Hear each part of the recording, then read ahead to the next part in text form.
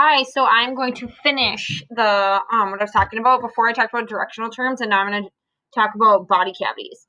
So first off, you have dorsal. Remember with the directional terms, dorsal means back. And so then you have ventral. So the dorsal body cavities are going to be on the back side, and they're actually smaller than the ventral ones, which makes sense because all of your organs are in the front side. They're all like right here.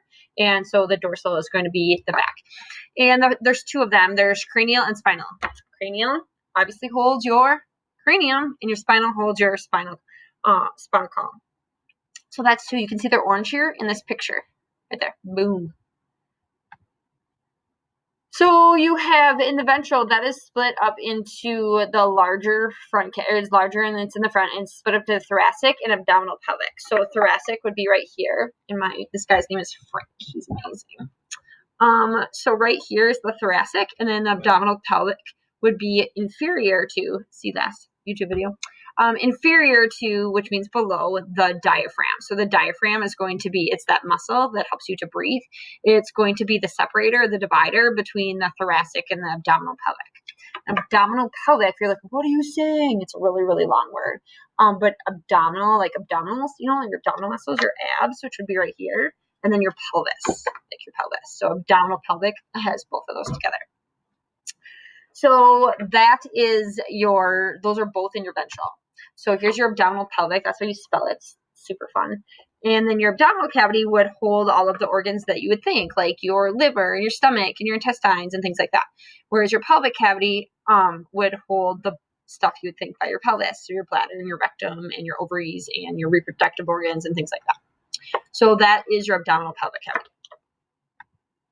Here is a quick quiz. If you just separate it between the cranial, the spinal, thoracic, and abdominal pelvic, where do you think everything would be? Obviously, you have to know where they are specifically. So I'll just run through this really quick. You can hit pause if you want to play the game. Bladder, abdominal pelvic, specifically the pelvic. And then again, the rectum and the ovaries would be specifically in the pelvic. Okay, so I'm going to go over negative feedback in a general term because this is the intro chapter where it's just you basically learn a little bit about everything. And then when we talk about the endocrine system, we'll talk about negative feedback a ton. When we talk about childbirth, we'll talk about it a little bit. And so when we talk about homeostasis, we dive down deep into that. So I want to talk about negative feedback a little bit. So you have negative feedback happens all the time in your body. It happens with calcium levels because you have X amount of calcium that's normal in your bloodstream. And so if it gets too high or too low, your body has to keep it at X level. That's the same with blood sugar. So you have X amount of blood sugar and your glucose levels in your bloodstream. If it gets too high or too low, your body has to take care of that. Everybody knows your temperature is 98.6. And if it gets too high, your body kicks in, or too low. You have so many things in your body, blood pressure, heart rate, breathing rate. I already said blood sugar levels, calcium levels, temperature. There's so many things in your body that have to be kept at a normal level. And in order to do that, that's homeostasis, maintaining a stable internal environment. In order to do that, negative feedback kicks in. And so negative feedback, if it gets too high, then your brain takes over and tells things to do and brings it back down to normal. If it gets too low, your brain takes over and brings it back up to normal. So that is negative feedback in a nutshell. Like I said, we'll dive deep into them in each chapter. Positive feedback, what is that? There's two examples we talk about all year. They are childbirth and they're bleeding, because negative feedback brings it back, right? Too high, bring it back. Too low, bring it back. Bring it back, bring it back, bring it back.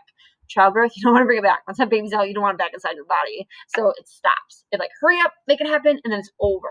So that's positive feedback. Make it happen and stop it. And bleeding, once you bleed out, unfortunately, you can't put it back in. So again, makes it happen really fast. Well, not really, as fast as you can.